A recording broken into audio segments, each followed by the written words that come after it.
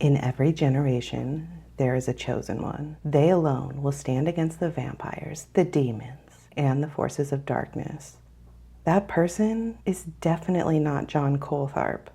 No, the only thing this man slayed was the well-being of anyone around him and the innocence of many. So grab your coat, maybe some glow sticks, and come with me as we investigate a half-frozen compound and the maniac who pulled the strings. Here is your dose of detective, your inquiry to intrigue. But just remember, you wanted this. They give you nightmares? You could call it a nightmare. I want you to listen carefully and lean back and just imagine things. Telling stories is a little like singing a song. It's a performance. Maybe you're telling your own story, maybe you're telling somebody else's story. It doesn't really matter. It has to be told.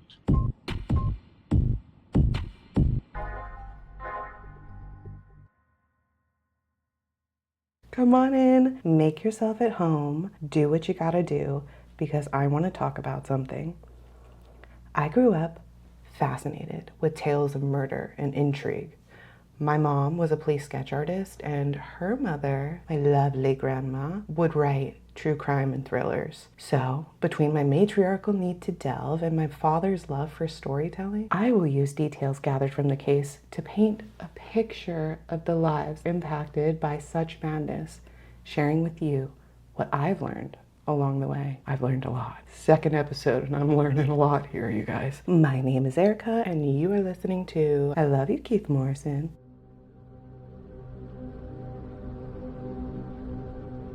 It's 2018. We're pre-COVID. This is a time when everyone really thought they were onto something. I was like, oh, I'm gonna do an open mic this year. I'm gonna do a poetry reading. And COVID was the perfect excuse to not do that. Basically, this time everyone was due for their big break until the world came crashing down. And if you asked the man in question tonight, he would most certainly agree. This bitch was going down. That's right, people. We have a doomsday call, and it's quite possibly the most pathetic one I've ever come across. Doom and gloom, baby. Doom and gloom. In late October of 2018, Spring City Police were contacted by a very distressed mother. Her name was Micah Coltharp. She had asked them to please do a wellness check on her kids because they hadn't been returned from their time with their father. Micah was at this point separated from her husband, and for very good reason. Unfortunately, the cops were like, hey, it's their dad though, so technically he can take them wherever he wants. What do you mean? She's frantic. Her mom's frantic. They were like, please take our word for it. Just take our word for it. They don't understand. The father is absolutely unhinged, and he isn't answering the phone. He lives with his parents, and they're not even answering the phone, which does not look good. John Coltharp. He was a 34-year-old man and father of 4. Police agreed to send someone to check on the family. They live on this big parcel of land that had some rudimentary development on it, some storage containers, junkyard over yonder, but that's all there really was. There were no people on the land, and everything was locked up. It looked like they'd simply gone on vacation, but I wouldn't worry, miss. Besides, technically, you can't even report them missing because it's their dad. I'm not even joking. Poor Micah. She had to file for a divorce before any investigation could proceed. It took a month, but on November 27th, the divorce was final. John hadn't shown up to any of the hearings, and Micah was given sole custody of her 4 kids. She had 2 boys and 2 girls. But now, unfortunately for John, the investigation ventured back to Coltharp land. Once there, a woman approached the police and identified herself actually as John's sister, Heather. Go, Heather. She's also concerned, so she gives the cops a key to go inside the structure, which is 3 storage containers in a U shape. Chief Clark Christensen led the charge on this case, and what they would discover on this off-grid land would shake the investigation to its core. Micah met John when she was 16 and he was 21. We're off to a really bad start here. In the initial interview with detectives, she states that as a teen, she had been struggling with depression, and on top of that, she felt really lost spiritually. So when John came knocking, fresh off his mission with fresh anecdotes from God, he was able to give her the comfort of knowing that she was right to seek guidance. This was a scary, scary world. She needed guidance, and he was the best one to give it. And at long last, she felt that she finally had answers. If she didn't have the answers, she had someone who could give her one.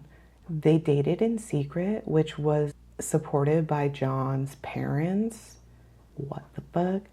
It was even John who ended up baptizing Micah when she was 18, and then he married her at 19. With this in mind, I feel like the only reason they didn't get married sooner, like when she was under 18, is because Micah's mom hated him. She was on to his ass. She could not stand John.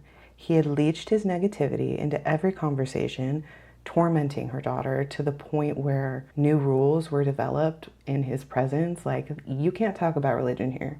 You cannot talk about politics at my table. And besides being incredibly rude, he was just creepy. Like, look at this guy. Get him up there.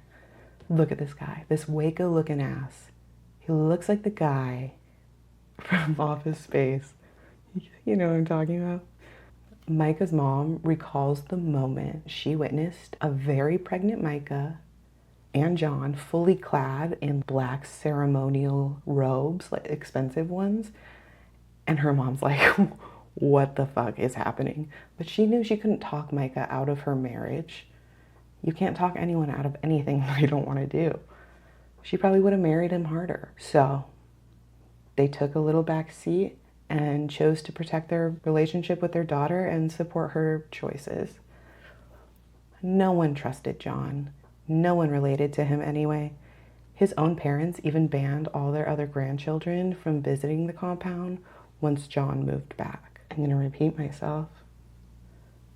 His parents said that their other grandchildren weren't allowed around John. But John's kids were fine. Yeah.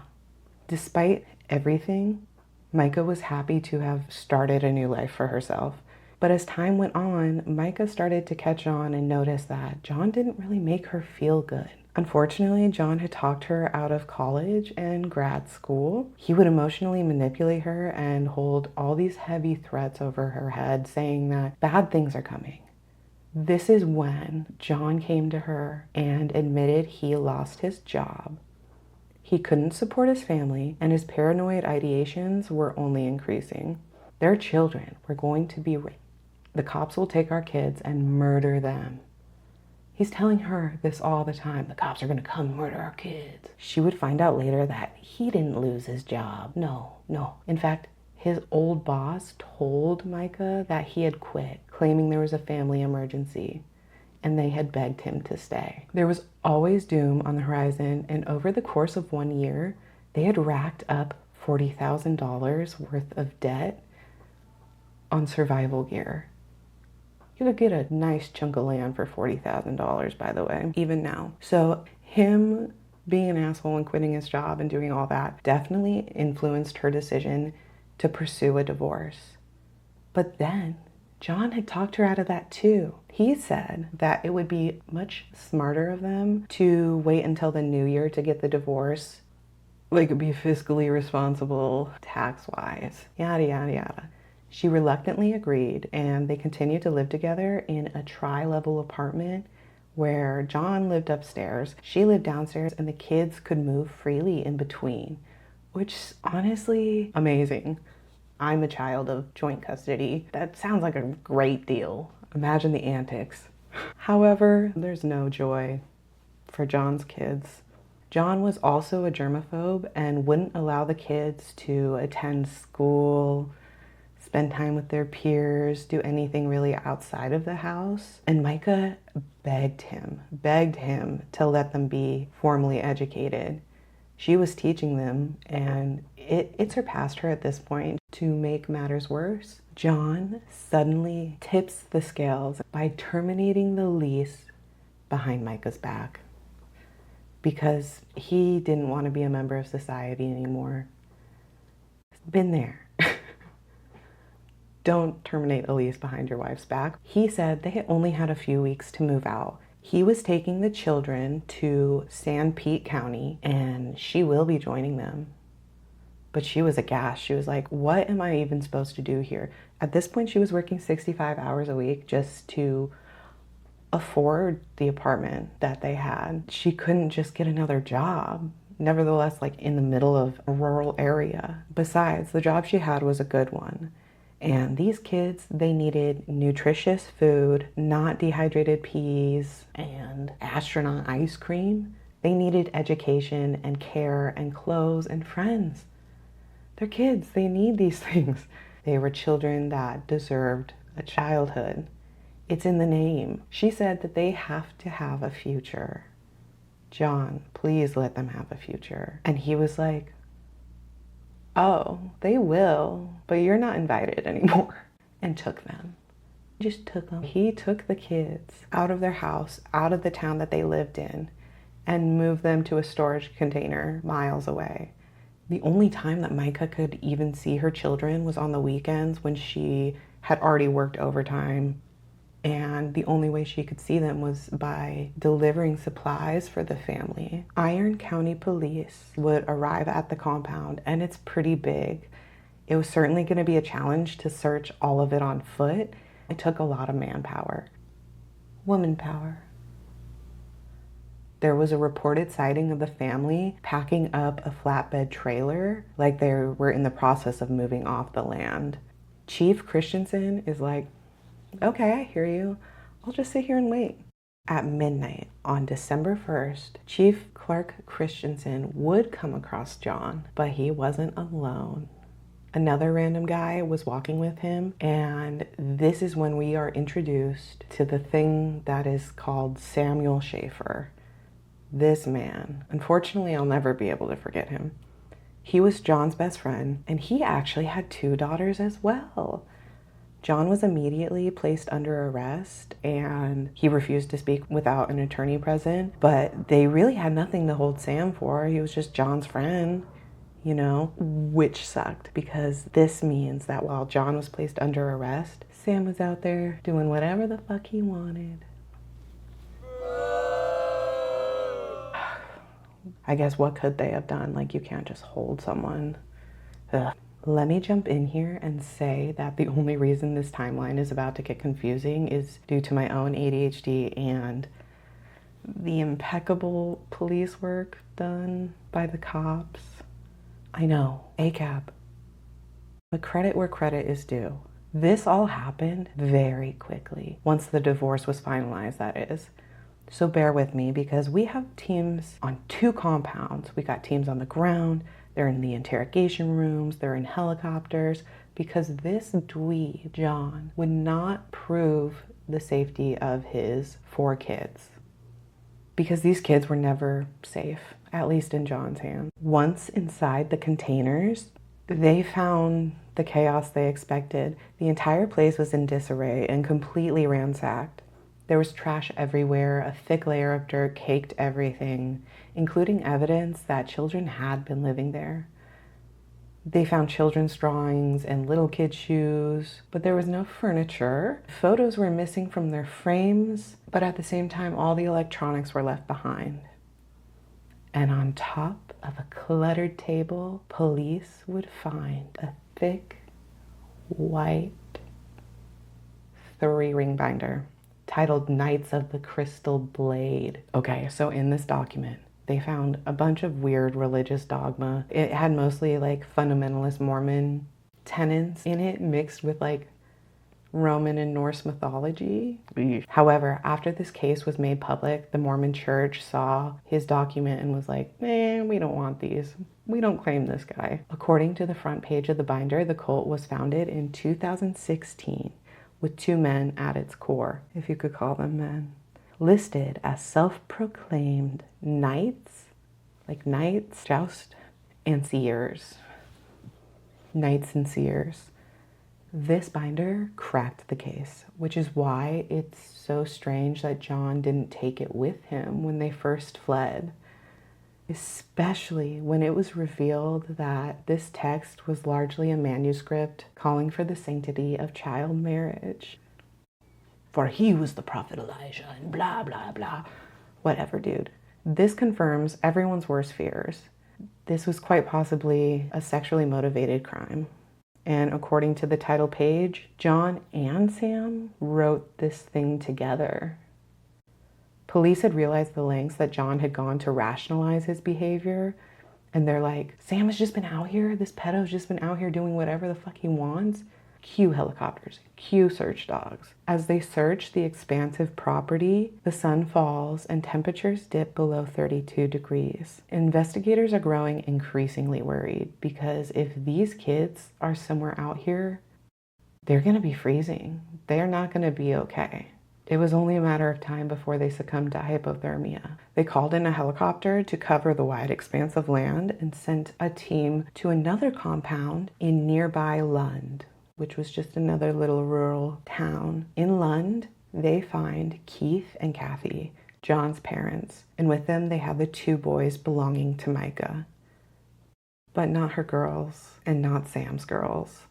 They take the grandparents into interrogation where they find out that John's parents were definitely buying what John was selling. He had manipulated his own parents into believing all this bullshit and attributed the quick move and hiding of the children to the fact that the big bad was coming, and God told him they were all doomed if they didn't flee to Cedar City, Utah. To clarify, the family seems to own two compounds at this point and are in the process of moving off of one to the other, 35 miles away. And there is some abuse of the parents that comes into play here. He had convinced them to financially support his religious endeavors, and it's weird because in the interrogation footage, Keith and Kathy don't believe they've done anything wrong. In fact, their arrest and them being in police custody only confirmed their suspicions that John was right the whole time, which is very sneaky, guy. This is a big, big red flag because he planted the seed of legal repercussions into the whole doomsday thing. So a government presence in any way would only certify his claims. John's parents were also religious, and John really liked it that way. So as far as I'm able to understand, this is all sort of happening at once. John, Keith, and Kathy, his parents, are all in interrogation rooms. But these four girls, none of them were over the age of 8 years old at the time this all took place. They haven't been located yet, and neither had Sam. And no one was talking about the children anyway, or their whereabouts. However, it wasn't all pointless ramblings because it shed a lot of light on the dynamics of the family and how all of this had gotten so far. Apparently, John had his parents stop making mortgage payments. He had them run their credit cards up and used Knights of the Crystal Blade to coerce them into doing so. They pledged to support the first and second knight and support the cult financially.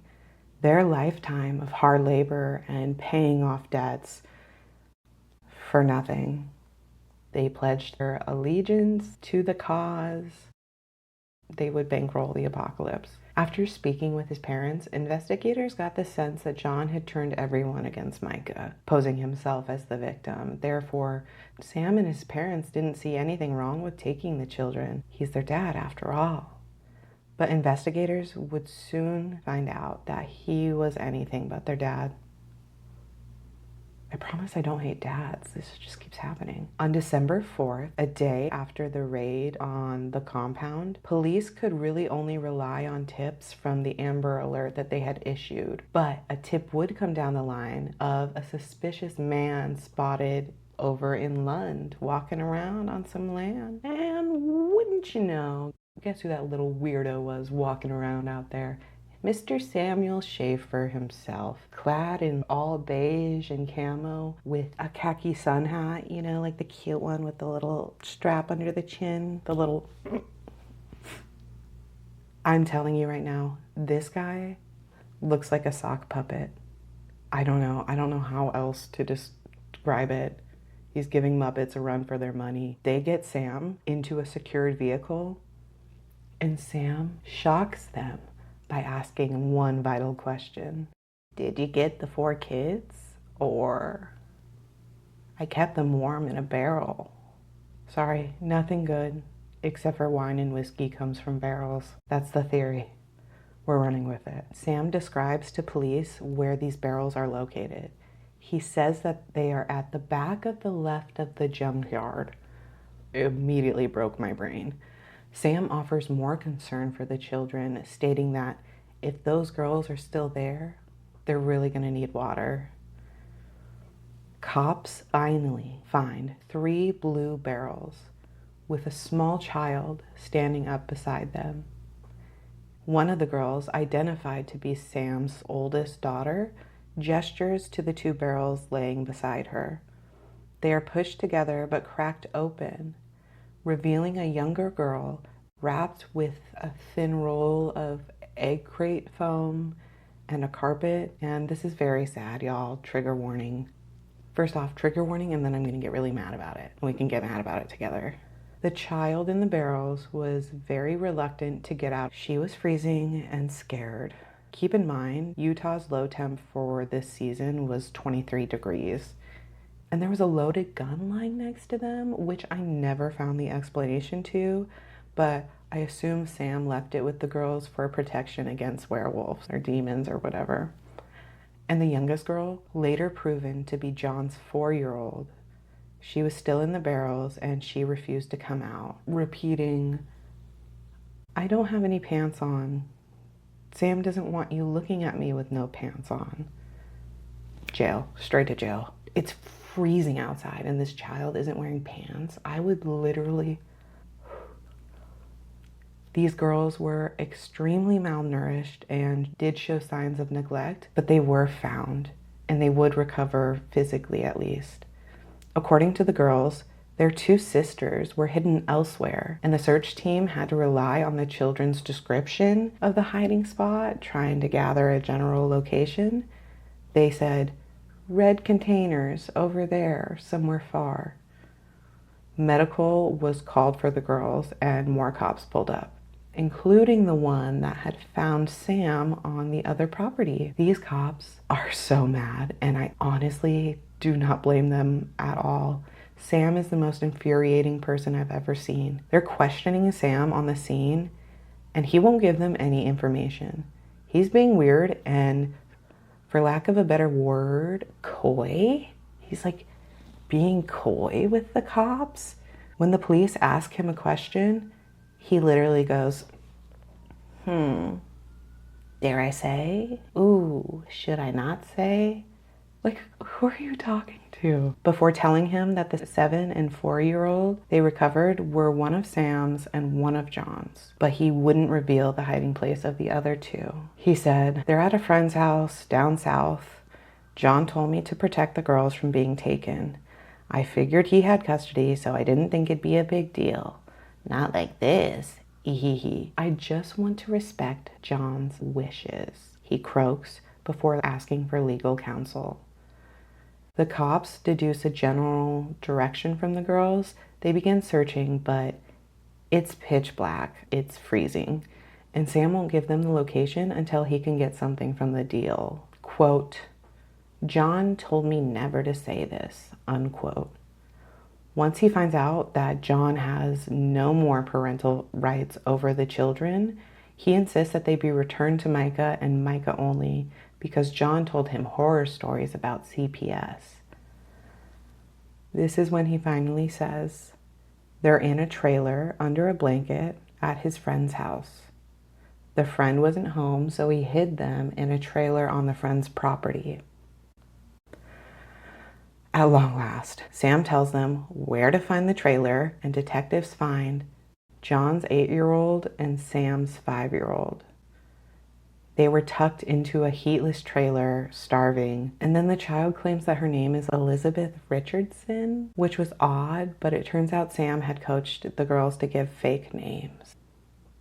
I'm not going to give his wacky take on his religion too much time in the spotlight because it's pretty wordy and filled with bullshit, laden with promises of servitude to John.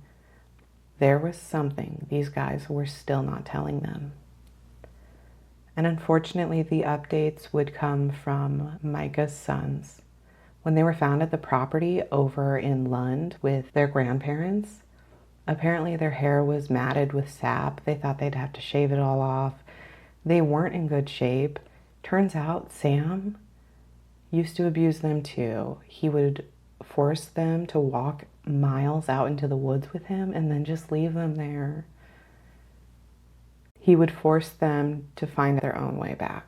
They're not even 10. And he's like, here, go fend for yourself. This is survivalism, prick. John would beat them. He would draw blood. And over the course of 3 months, the older men did further emotional damage by separating the brothers from their sisters, which is weird. Micah then questions the boys about the sleeping arrangements on the compound. To her horror, Micah reports to police that John and Sam would sleep with the children and call them his wives. Quote, he would kiss them on the lips. When speaking with Keith and Kathy about the assault, they claimed John assured them he meant no harm, but he would be marrying the older girls, who were now kept isolated from the younger ones. The boys were separated from the girls. Why? Because they were seen as competition. Keith and Kathy left those 2 monsters alone with the 4 girls. Their understanding is that the men would wait until the 2 girls were 18 before consummating the marriage. And they were like, okay, sounds good. We trust you. But they didn't trust him. If that's the case, why wouldn't they trust their other grandkids around John? Keith, the grandpa, he admits that he saw the girls kiss Sam and vice versa. But they trusted these men because they shared religious beliefs. Kathy says that Sam was a second knight, for God's sake, and he would never do anything untoward. Meanwhile, in another room, the detectives play good cop with Sam. They're yapping it up. Apparently, when dealing with a suspected pedophile, detectives will refer to the perpetrator in conversation as a, quote, minor attracted adult, unquote. As in, oh, come on, you're just a minor attracted adult. You're not a monster. No big deal. You old bastard, you. Wild. It's wild what works, isn't it? Anyway, I wanted to keep my end of the promise by teaching you something, and it's that the term minor attracted adult exists. Because none of what I'm about to tell you from this point forward can really be learned from, except perhaps a case study for some weird fucking behavior. Trigger warning, trigger warning. And we're gonna come out the gate swinging with Sam laughing and saying, quote, 8-year-olds can't get pregnant, unquote. He's laughing, ah, ha, ha. And it's like, Sam, please, no, please keep talking. Because he mentioned getting legal counsel so many times, but never demanded it. And you do have to clearly state that you're not going to keep talking unless there's an attorney present. So the interrogation proceeds. This is when it gets harder to talk about because gross. Sam explains that in the cult's text, a la Microsoft Word, it is written that the children they are committed to marrying must be checked for an intact hymen. This is when I was like, okay, never mind, stop talking. On that note, Sam gives detectives a heads up, almost like it's an afterthought, that when they check down there, they will see that his 7-year-old does not have an intact hymen. He says, even before John. If I were ever to acquire a human-sized cheese grater, these guys might be on the menu. It's sick. He admitted he researched what a hymen even looked like. He found the answer on Wikipedia, I guess, where he described it as being fleshy, disgusting. He then proudly states that, well, he checked both of his girls down there. And the reason behind checking these girls was to ensure virginity. Like in the Old Testament, he said, if they didn't have a hymen, you could choose to not court or marry the girl. But this is your daughter. These are your daughter's dum-dums. You don't marry or court your daughter. And just because you capitalize big words in the middle of a sentence does not make it holy. Why do they always use the rapture to justify abuse on children? Now, I know I said I wasn't going to get into the insane gobbledygook of the cult's manuscript, but I changed my mind. Because we have a big elephant in the room here, and him stompy. Because we, the people down here, we bear witness once again to a pattern of pedophilia masked by religion. There is clearly danger here, and we're met with it every day. I have to believe that deep down, these disgraceful motherfuckers know that what they're doing is wrong. You know what you're doing is wrong. And even in the highest places of power, with all of the alien technology, they can't say for sure they know what happens to your consciousness when you take your last breath. And this is where we even the score. Regardless of sexuality and gender, race and religion, whatever ammo they have that gives them the audacity to victimize and belittle others, yeah, hi, you're gonna die too someday. Whether you freeze that big old melon of yours or flee to Mars, whatever, in the end, you're gonna die just like the rest of us. Except we don't mess with kids. You're the one messing with kids. And if you've learned anything from your time up there on that pedestal, it's that at some point, we all have to answer to someone. You might not have met him yet. Good luck with your reckoning, guys. I'll be over here in my hellmouth where we have endless breadsticks and Buffy reruns. They're in Spanish and the breadsticks are a little cold, but it's sure gonna be wherever the hell you're headed. In the text, it says, a knight of the order should be pure in heart. He should be selfless, generous. A knight of the order must be merciful, just, and fair. Y'all, I'm not joking. In his codex or whatever, he just throws all the adjectives at the wall, none of which stick to Sam or John.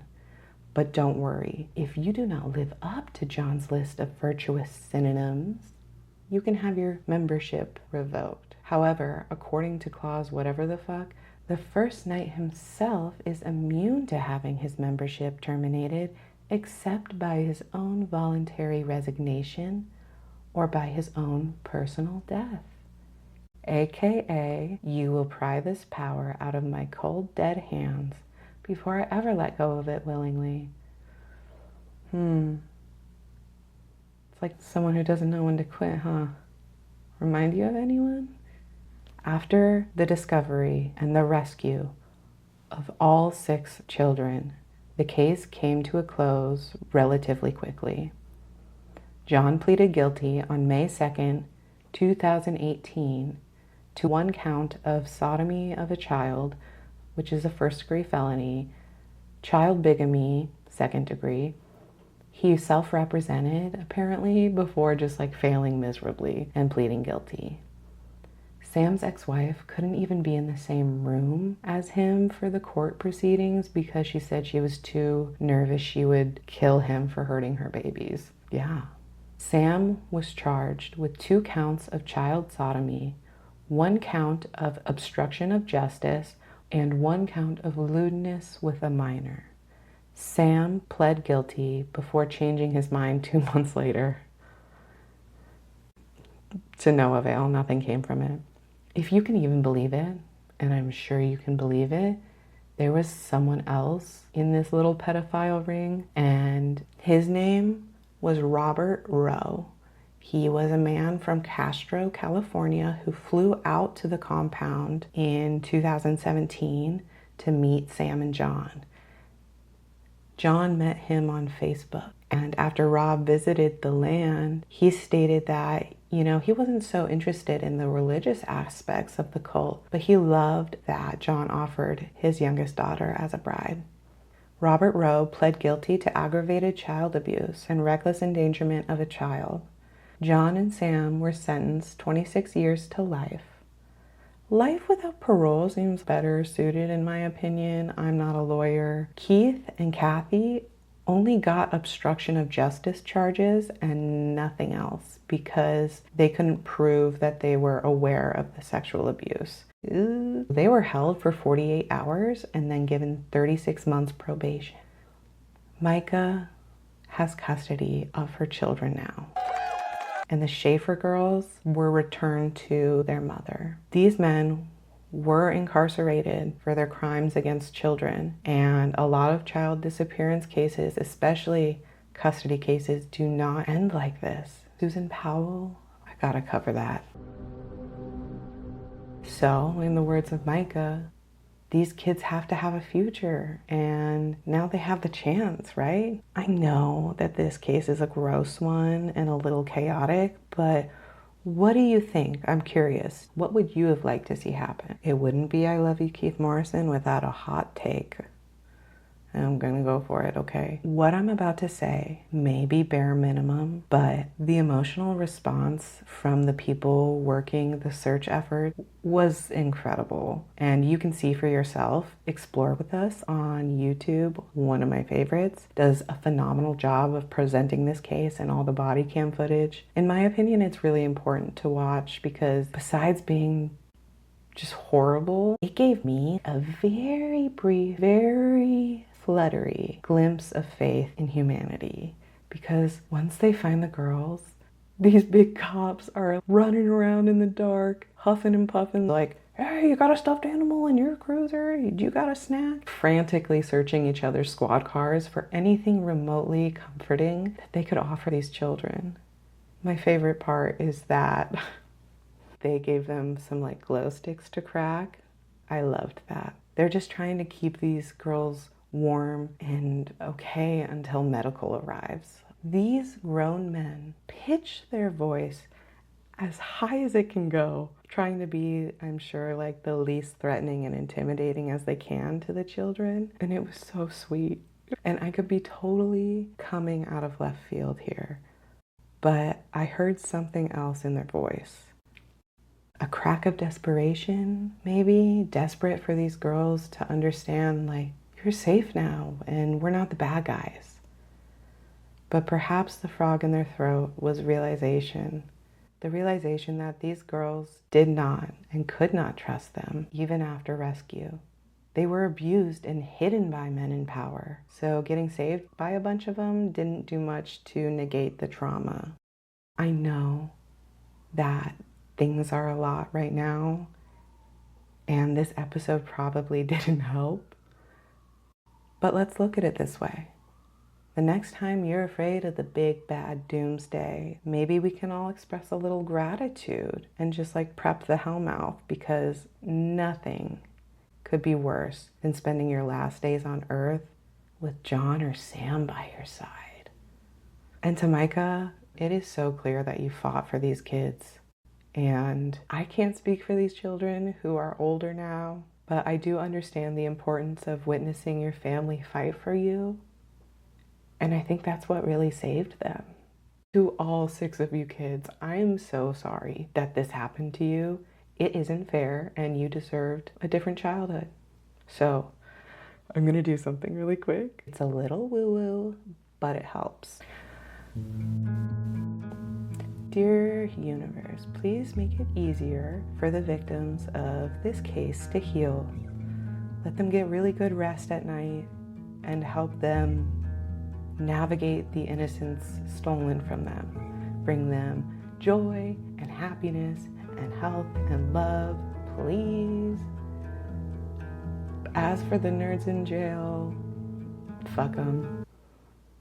It's 2025. We need more than thoughts and prayers to address the human atrocities I'm going to present, but I had an idea. I had an idea. The next time you're out and about, shopping, doing whatever, and you come across a glow stick perhaps, it doesn't matter which kind. Thin, long, small, connectable, thick, sturdy. Next time you see a glow stick, maybe send some good energy that family's way. They're still living with their life after all of this happened to them. So the next time you see a glow stick, I would love if you would join me. Take 5 seconds of positive thought and send it their way. Didn't the CIA prove the power of collective consciousness? Either way, it couldn't hurt. It's empathy in action. It's a good reality check. Glow sticks look different to everyone. Now, I might have gone a little hard roasting these guys. I won't always. It might not be everyone's favorite flavor of true crime, and that's okay. Forgive me. I'll just zip my lid and let this Sanpete County attorney, his name is Kevin Daniels, I'll let him end this one. He says, in response to John's continued lack of accountability and religious rhetoric post-conviction, he says, quote, "If he wants to be a martyr, I am more than happy to fill the role of the individual who drops the sword on his head. Don't do bad things and we won't roast you, okay?" What do you think about his parents? I keep getting stuck on John's parents. As far as I'm concerned, they could have thrown the book at them a little bit more. They respected the ramblings of a 3-ring binder more than the well-being of their grandchildren. Not only were they kidnapped and victimized by their father figures, but their grandparents didn't do anything to protect them from it. And how dare you, by the way? I wish I was able to dig up some more on John's childhood and his parents to give them a little context, but I have none to offer. All I will say is that John was apparently always controlling and always manipulative. Thank you for listening to this episode. To be honest, I'm feeling a little unhinged here. Coming off some meds, feeling really emotional, but this is good. This is very good because I think as a society we all need to resensitize a little bit, empathize a little bit. Like this video if you think John and Sam and that creep Robert, like this video if you think they should get their memberships revoked. And subscribe so maybe we can see each other a little more. Until next time, follow me on Instagram at I Love You Keith Morrison. That's ILY Keith Morrison. Goodbye.